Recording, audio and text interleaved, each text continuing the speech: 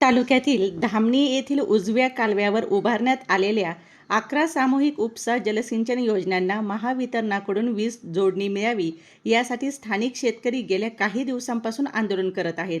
या पार्श्वभूमीवर जिल्हा परिषद उपाध्यक्ष विवेक वळसे पाटील यांनी उपोषणस्थळी भेट देत शेतकऱ्यांच्या मागण्या जाणून घेतल्या.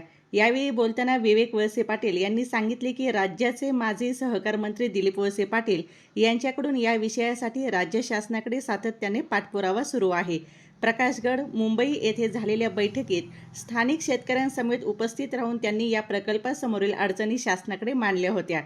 मुख्यमंत्री देवेंद्र फडणवीस यांनी या प्रकल्पाबाबत सकारात्मक भूमिका घेतली असून महावितरणाचे व्यवस्थापकीय संचालक लोकेश चंद्रा यांच्यासोबतही वीज जोडणी संदर्भात सविस्तर चर्चा झाल्याची माहिती त्यांनी दिली. त्यानंतर महावितरण आणि पाटबंधारे विभागाच्या वरिष्ठ अधिकाऱ्यांनी संयुक्त पाहणी करून या विषयाला अनुकूलता दर्शविल्याचेही त्यांनी स्पष्ट केले आहे. धामणी येथील उपोषणस्थळी भेट देताना स्थानिक शेतकऱ्यांचे कोणत्याही प्रकारचे नुकसान होणार नाही अशी ग्वाही विवेक वळसे पाटील यांनी दिली.